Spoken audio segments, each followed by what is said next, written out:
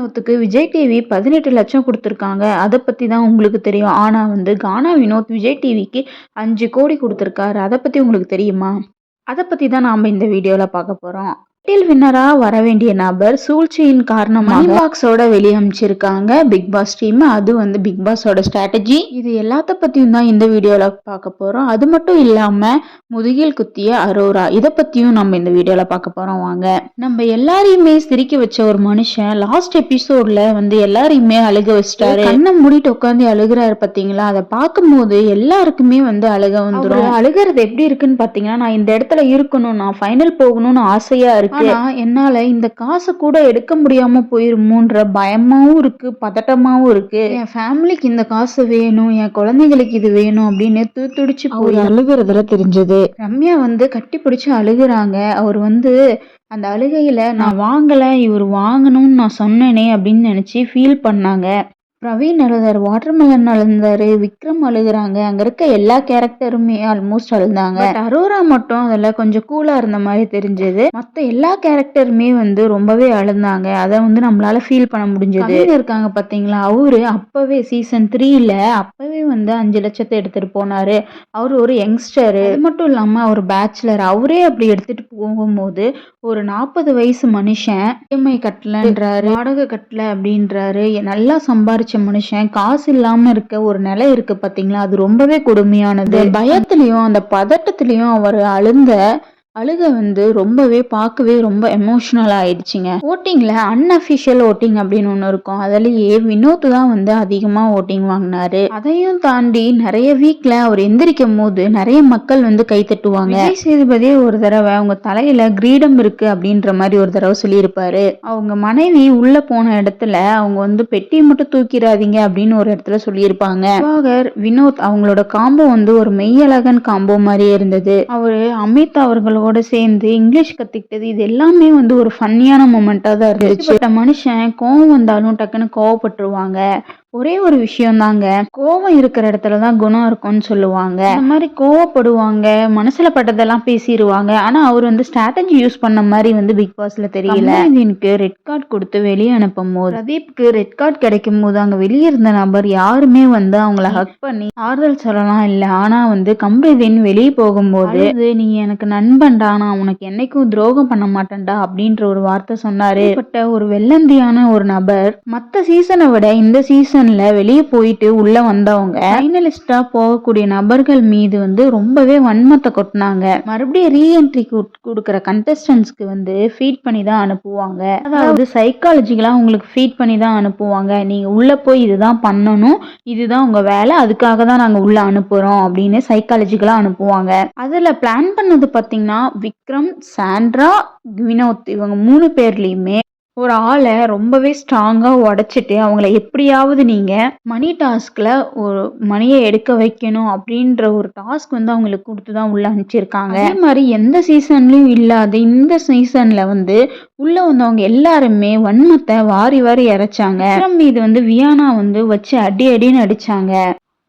விக்ரம வியானா வச்சு உடைச்சது மட்டும் இல்லாம சாண்ட்ரா ரம்யா வச்சு உடைச்சாங்க. உதாரணத்துக்கு பாத்தீங்கன்னா கனி அவங்கள உள்ள அமைச்சிருந்தாங்கன்னு பாத்தீங்களா, விக்ரமுக்கும் சபரிக்கும் ஒரு சப்போர்ட்டிங் சிஸ்டம் உள்ள அனுப்பி இருக்க மாதிரி ஆயிருக்கும். ரஜினி அவர்களை உள்ள அனுப்பி இருந்தாங்கன்னா சாண்ட்ராவுக்கு ஒரு சப்போர்ட்டிங் சிஸ்டம் உள்ள அனுப்பி இருக்க மாதிரி ஆயிருக்கும். அப்ப அந்த நபர்கள் எல்லாம் உள்ள அனுப்பவே இல்லை. அதே மாதிரி அமித் அவர்களை உள்ள அனுப்பி இருந்தாங்க அப்படின்னா கானா வினோத்துக்கு ஒரு சப்போர்ட்டிங் சிஸ்டம் உள்ள வந்த மாதிரி இருந்திருக்கும். ஏன்னா அமித் இங்கிலீஷ் பேசினது, அவங்க 2 பேரும் சேர்ந்து பாடினதா இருக்கட்டும், உள்ள வந்திருக்கும் போது நமக்கு இன்னும் ஒரு சப்போர்ட்டிங் சிஸ்டம் இருக்கு, இன்னும் கொஞ்சம் நாளைக்கு நம்ம உள்ள இருக்கலாம் அப்படின்ற ஒரு விஷயம் தோணி இருக்கும். ஏன்னா இந்த சூழல்ல விக்ரம் கூட அரோரா கூட க்ளோஸா இருக்காரு, மத்தவங்க கூட எல்லாம் கொஞ்சம் க்ளோஸா இருக்காரு.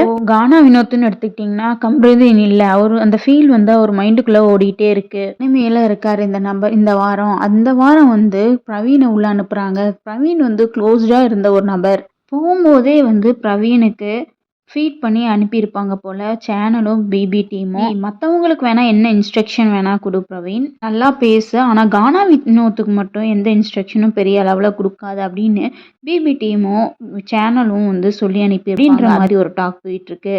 ஏன்னா பிக் பாஸ் அப்படின்றது மிகப்பெரிய மைண்ட் கேமு. ஏன்னா, மென்டலி அவங்க வந்து எவ்வளோ ஸ்ட்ராங்கா இருக்காங்க, ஃபைனலிஸ்ட் ஆக போறாங்க, வின் பண்ண போறாங்க அப்படின்னா, மைண்ட் அளவுல அவங்க எவ்வளோ ஸ்ட்ராங்கா இருக்காங்க அப்படின்றதையும் அவங்க அனலைஸ் பண்ணுவாங்க. இன்னொன்னு பிக் பாஸ பொறுத்தவரையிலும் எமோஷனல் ட்ராமா வாரம் வாரம் ஒண்ணு கிடைச்சா அவங்களுக்கு நல்லதுதான். அதுக்காக ஒரு சில ஸ்ட்ராட்டஜிலாம் போடுவாங்க. ரம்யா கூட கானா வினோத் கிட்ட பேசும்போது, "எப்படிப்ப வோட்டிங்ல ஃபர்ஸ்ட் இருக்க" அப்படின்னு சொல்லும்போது, அரோராவும் பக்கத்துல தான் இருக்காங்க. அரோரா சைக்காலஜிக்கலா யோசிப்பாங்க. வினோத் வந்து நிறைய கைத்தட்டிகள் வாங்கியிருக்காரு. அதுவும் இல்லாம உள்ளவும் இருக்காரு இப்போ. அப்ப நாமளும் வந்து காம்படிட்டிவ்ல வந்து உள்ள போறோம். அப்ப அரோரா வந்து கானா வினோத் கிட்ட பேசுறாங்க. இப்ப இத்தனை பேர் இருக்கோம். இந்த வாரம் வந்து ஒரு ஆள் வந்து வெளியே போயிருவாங்க. மிச்சவங்களாம் இருந்தாலும் ஒரு ஆள் தான் வந்து டைட்டில் வின்னர். நம்மள யாராவது ஒருத்தர் வந்து வெளியே போயிருவோம். ஒரு ஆள் தான் வந்து டைட்டில் வின் பண்ண முடியும். மத்தவங்களுக்குலாம் வந்து காசே வராதே. நான் டிக்கெட் டு ஃபினாலே போகலைன்னா காசை எடுத்திருப்பேன் அப்படின்னு வந்து கானா வினோத்தோட மண்டை வந்து கழுவுறாங்க. அப்புறம் விக்ரமையும் போய் மண்டை கழுவி இருப்பாங்க. நீ எடுக்கிறியா இல்லை நான் எடுக்க போறேன்னு சொல்லி பேசியிருப்பாங்க.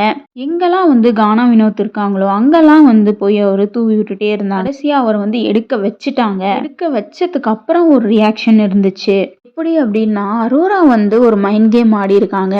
இது எப்படின்னு பார்த்தீங்கன்னா, இது விஜய் டிவியும், பிக் பாஸும் சேர்ந்து ஒரு மைண்ட் கேம் ஆடியிருக்கலாம். இதுல மக்களுக்கெல்லாம் தோணுது என்ன அப்படின்னா, விஜய் டிவியும், பிக் பாஸும் சேர்ந்து ஒரு கேம் ஆடியிருக்கலாம். எப்படி அப்படின்னா, பிரதீப் அப்படின்ற ஒரு நபர் வந்து ரெட் கார்டு வாங்கிட்டு போனாரு. அது ரெட் கார்டு கொடுத்தது வந்து கமல் அவர்கள் தான் முழுக்க முழுக்க. இவரு தான் வந்து ஃபுல் அண்ட் ஃபுல் வந்து பிரதீப்க்கு ரெட் கார்டு கொடுக்கணும்னு பிக் பாஸ் டீம் வந்து ஃபைட் பண்ணாலும், அவரு ஃபைட் பண்ணி கொடுத்து வெளியே அனுப்புனாரு. பிரதீப் வந்து டைட்டில் வின்னர் ஆகணுன்ற கூடிய நபர் வந்து வெளியே அனுப்புனதுனால மக்கள் வந்து கொந்தளிச்சாங்க. அதனால வந்து டிஆர்பி ரொம்ப பிச்சுட்டு தான் போச்சு. அப்போ லாஸ்ட் இயர் என்ன பண்ணாங்க அப்படின்னு பார்த்தீங்கன்னா, ரொம்பவே பிக் பாஸையும் சோஷியல் மீடியாவையும் கவனிச்சவங்களுக்கு நல்லாவே இது தெரிஞ்சிருக்கும். முத்துக்குமரன் டைட்டில் வின்னர் அப்படின்றது வந்து எல்லார் மைண்ட்லயும் வந்து ஃபிக்ஸ் ஆன விஷயம். ஃபிக்ஸ் ஆன முத்துக்குமரனை வெளியே ஓட விட்டுருப்பாங்க. அதுக்கு சைடில் வந்து தண்ணியை கொஞ்சம் ஊற்றி வச்சிருப்பாங்க. அப்படி போன நபர் வந்து வழுக்கி விழுந்திருந்தாரு அப்படின்னா, வழுக்கி விழுந்தது ஸ்லோ மோஷன், எமோஷன், யார் பெற்ற மகனும் இதெல்லாம் போட்டு ஒரு ஃபீல் பண்ண வச்சிருப்பாங்க. டிஆர்பியை ஏற்றிருப்பாங்க. ஆனால் முத்துக்குமரன் ஓடி போகும்போது அது அப்படியே போயிருப்பாரு. கொஞ்சம் வந்து முன்னாடியே சுதாரிச்சிட்டாரு. அதுக்கப்புறம் ஏதாவது ஒரு ஃபைனலிஸ்ட் அவங்க வெளியே போயிருக்கவே கூடாது இந்த டைம்ல. ஜஸ்ட் ஜெயிச்சிருப்பாங்க. ஜஸ்ட் நான் ஃபைனலிஸ்ட் ஆயிருப்பாங்க. முத்துக்குமரனுக்கு ஒரு வலை வச்சாங்க. ஆனால் முத்துக்குமரன் அதில் விழலை. ஆனால் ஜாக்லின் அதில் விழ வச்சிட்டாங்க. ஏன்னா ஜாக்லினுக்கு பண்ணவே முடியாது அப்படின்றது தெரிஞ்சு ஜாக்லினுக்கு ஒரு டாஸ்கை கொடுத்து வந்து அழுது உடஞ்சாங்க. அப்போ ஃபைனலிஸ்ட்ல கப் அடிக்கக்கூடிய ஒரு நபரை வந்து வெளியே அனுப்பணும் அப்படின்னா, அதனாலதான் ஃபைனல் இருக்கக்கூடிய விக்ரம் இவங்க எல்லாத்தையுமே உடைச்சாங்க. இதுல கானா வினோத்தை உடைச்சா இன்னும் கொஞ்சம் ஸ்ட்ராங்கா இருக்கும். ஏன்னா இன்னும் ஒரு வாரத்துக்குள்ள ஃபைனல். நிறைய பேர் அவருக்கு வந்து சப்போர்ட் பண்ணிட்டு இருக்கும் போது அவரை வெளியே அனுப்பலாம். அவர் வந்து வெளியே அனுப்புறது, அவர் அழுகிறது, இதெல்லாம் ஏன்னா ஃபுல் அண்ட் ஃபுல் வந்து மைண்ட் கேம் தானே, டிஆர்பி பேஸ் பண்ணி இருக்க கேம் தானே, அதுக்காக தான் பண்ண மாதிரி இருக்கு. ஏன்னா இந்த சீசன்ல பிரவீன் வந்து இந்த எபிசோட்ல அமைச்சிருக்க தேவையில்லை. இன்னும் கொஞ்ச நாள் உள்ள வச்சிருந்துருக்கலாம். ஆனாலும் பிரவீனை வந்து வெளியே அனுப்புனாங்க. எதுக்காக அப்படின்னா டிஆர்பிக்காக தான். சாண்ட்ரா இருக்கும் போது கார்ல ஒரு டிராமா பண்ணாங்க. ஃபேமிலி டாஸ்க் மாதிரி இருப்பாங்க அப்படின்னு சொல்லிட்டு, ஏன்னா நல்லா விளையாண்டுட்டு இருக்கும் போது அவர் வந்து பிரஜினை வந்து வெளியே அனுப்புனாங்க. ஏன்னா சண்டை போடும் போது வெளியே அனுப்பல, விளையாண்டுட்டு இருக்கும் போது வந்து வெளியே அனுப்புனாங்க. ஒரு நிகழ்வு தான் நடந்தது. அப்புறம் ரெட் கார்டு வந்து நிகழ்வு நடந்தது. அதே மாதிரி இப்போ கானா வினோத்தைய வெளியே அனுப்புனதும் வந்து ஒரு சைக்காலஜிக்கல் கேம் தான். வந்து மேபி அதை அரோரா பண்ணியிருப்பாங்க, அவங்க தான் இவ்வளோ பிளான் பண்ணாங்க அப்படின்ற மாதிரியும் வெளியே எடுத்துக்கலாம். அப்படி இல்லை அப்படின்னா கன்செஷன் ரூம்ல கூப்பிட்டு பேசுற எல்லாத்தையுமே வந்து நம்ம கிட்ட காமிக்கிறது கிடையாது. அக்ரிமெண்ட்லயே வந்து கன்செஷன் ரூம்ல பேசுறத எதையுமே அதிகமா பெரிய அளவுல வெளியே சொல்லாதீங்க அப்படின்றது சைன் போட்டதுலயே ஒரு டேர்ம் வந்து மென்ஷன் பண்ணியிருப்பாங்க. டைரக்டா வந்து நீங்க போய் கானா வினோத்தை வந்து மணி பாக்ஸ் எடுக்க வைங்க அப்படின்னு வந்து சொல்ல மாட்டாங்க. கிட்ட என்ன சொல்லியிருப்பாங்கன்னா ஒரு டாஸ்க் மாதிரி வந்து கொடுத்துருப்பாங்க. ஏன்னா வந்து உனக்கு டிக்கெட் ஃபினாலே கொடுத்துருக்கேன், இங்க இருக்க நபரை வந்து ஒருத்தரை வந்து மணி எடுத்துட்டு போக வைக்க உன்னால முடியாதா அப்படின்றத வந்து சோதிச்சு பார்ப்பாங்க பிக் பாஸ். ஃபர்ஸ்ட் 2-3 விஷயம் சொல்லுவாங்க. நீங்க கியூட்டா இருக்கீங்க, ஹாப்பியா இருக்கீங்க, என்ன டிக்கெட் டு ஃபினாலே போக போறீங்களா அப்படின்னு ஒரு சில விஷயம்லாம் சொல்லிட்டு, நீங்க கிளவர், ரொம்பவே டேலண்டா பேசுவீங்க, நீங்க கன்வின்ஸ் பண்ணி யாராவது ஒரு ஆளை வந்து இந்த பாக்ஸ் எடுக்க வைக்கணும் அப்படின்னு சொல்லியிருக்கலாம். அப்படியும் அவங்க செஞ்சிருக்கலாம்.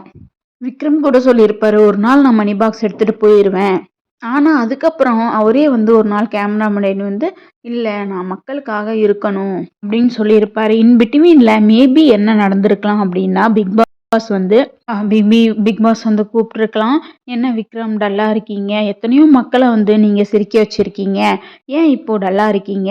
அப்படின்ற மாரி ஏதாவது வந்து மோட்டிவேட் பண்ணியிருப்பாரு. அவரோட மைண்ட் செட்ட வந்து மாத்தியிருப்பாரு. இன்டைரக்ட்டா வந்து நீங்க மணி பாக்ஸ் எடுக்காதீங்க அப்படின்னும் சொல்லியிருக்க மாட்டாங்க. விக்ரம் வந்து மணி பாக்ஸ் எடுக்கக்கூடாதுன்னு நெனச்சா, கானா வினோத் எடுக்கணும்னு நெனச்சா, இப்படி ஒரு மைண்ட் கேம் ஆடுவாங்க. அது மட்டும் இல்லாம, கானா வினோத் வந்து மணிப்பெட்டியோட வந்து வெளிய போயிட்டாரு அப்படின்றது வந்து வியாழக்கிழமையே வந்து தெரிய வந்திருக்கும். சோஷியல் மீடியால வந்து அப்பவே வந்து லீக் ஆக ஆரம்பிச்சிருச்சு. இன்ஃபர்மேஷன் வந்து லீக் ஆகியிருந்தாலும் அவங்க மனைவிக்கு கூட ஃபோன் பண்ணி சொல்ல மாட்டாங்க.